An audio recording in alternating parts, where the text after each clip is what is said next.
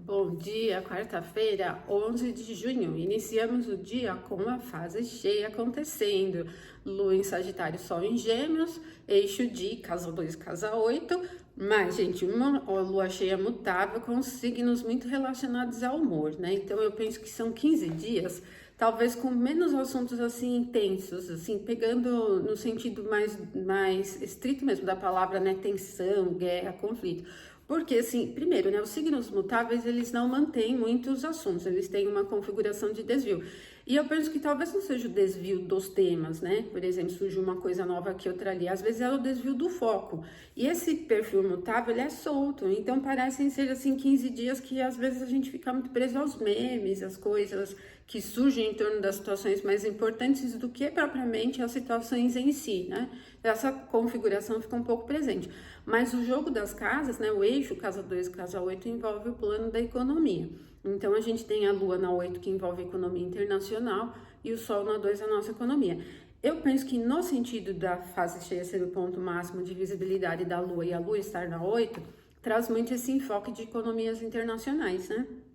Então, tanto essas questões de taxações dos Estados Unidos, essas medidas e tal, como também outros assuntos relacionados a outros países, mas no âmbito da economia, né?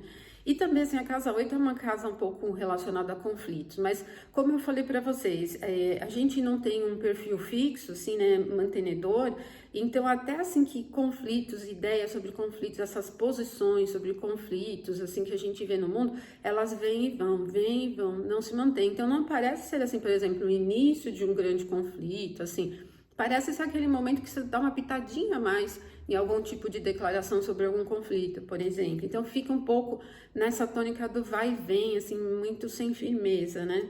E essa possibilidade, então, como eu falei para vocês, de desviar a atenção para coisas menos importantes fica presente. Então, esse perfil dos memes, por exemplo, né, acaba tornando-se bem forte aí durante essa fase, tá?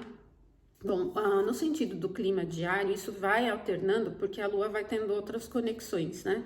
E então a Lua passou pela oposição com o Sol e está seguindo para o trígono com Marte, que vai ser perfeito ali no final da tarde, às 16h58. Então a gente vai pegar um período de manhã e tarde bem legal para a produtividade e também ele acrescenta um pouquinho mais de energia, de vibração, de coragem, de iniciativa, é bem vibrante.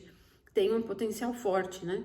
A gente vai sentindo esse perfil do fogo como algo bom, assim, né? Que desvia pouquíssimo para a realização das coisas.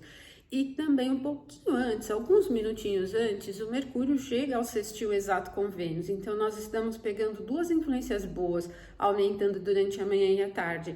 O sextil entre Mercúrio e Vênus é às 16h41 e o trígono de Lua com Marte às 16h58. Então, até o final da tarde, como eu falei para vocês, a gente tem um perfil muito bom para iniciativas, tá? Início de atividades de qualquer assunto, tem favorecimento para as questões comerciais, não é assim super interessante para a questão da eloquência, porque o Mercúrio está transitando em Câncer, mas para a prosperidade, assim, e assim, o comércio técnico, por exemplo, é bem legal, porque Vênus está ali transitando em Touro, né, no domicílio, muito interessante. E acrescenta um pouco desse perfil Yin com um perfil mais Yang da Lua com Marte, né? Então a gente tem aí um momento muito produtivo. Qualquer tipo de iniciativa que você tiver durante essa fase tende a dar certo, né? É muito bom. Depois a Lua vai ficar um pouco fora de curso, algumas horas. Ela ingressa em Capricórnio às 22h55. Até lá, então, ela transitando em Sagitário mantém um clima vigoroso, energético do fogo, só que para início já não é legal, né? Porque não vai ter nenhum novo aspecto enquanto ela estiver em Sagitário.